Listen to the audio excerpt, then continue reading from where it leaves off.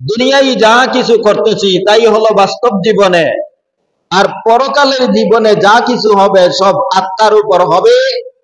এমনকি অনেক সময় আমাদের দেশের অনেক লিডাররাও কোন কোন মানুষের মৃত্যুর পরে বলে তাকে বিদেহী আত্মার মাগফিরাত কামনা করছি, অর্থাৎ দেহহীন আত্মার মাগফিরাত কামনা করছি।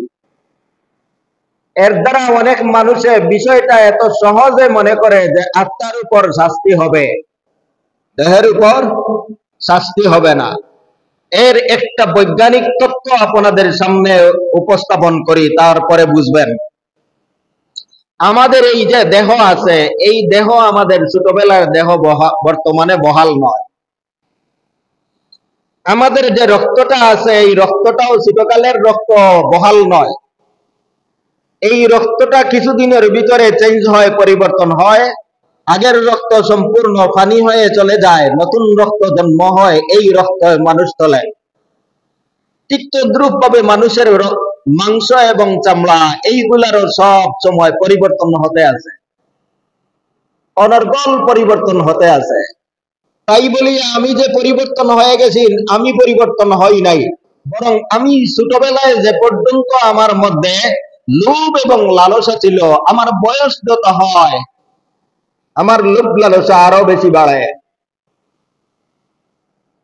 মানুষ যখন 80 বছর বয়সে যায়, তখনও দেখা যায় তার বিশাল ঘরবাড়ি, নতুন নতুন বাড়ি বানানোর পরিকল্পনা রয়েছে।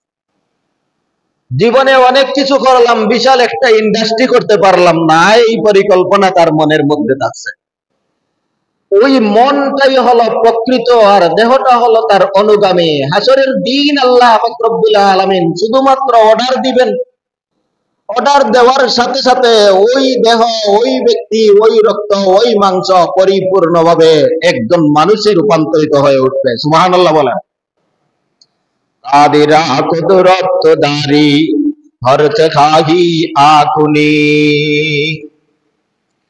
কাদিরা কুদরত দারি হরত খাহি আকুনি, মুর্দারা জাহাম তো বখশি জিন্দারা বেজাকুনি।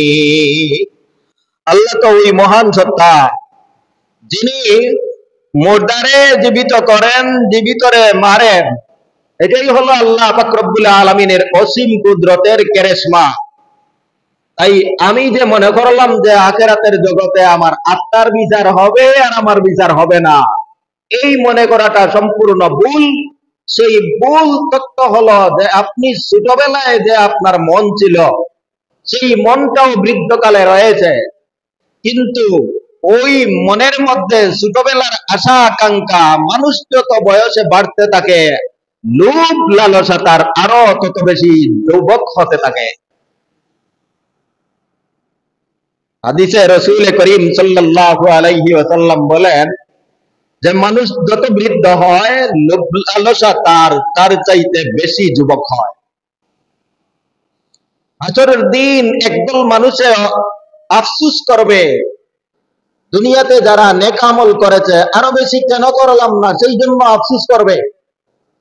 দুনিয়াতে যারা অপরাধ করেছে তারাও আফসোস করবে যে আমরা কেন অপরাধ করলাম, না করিয়া যদি নেক আমল করতে পারতাম। এই যে হাসরের দিন উঠানো হবে, এই উঠানো সম্পর্কে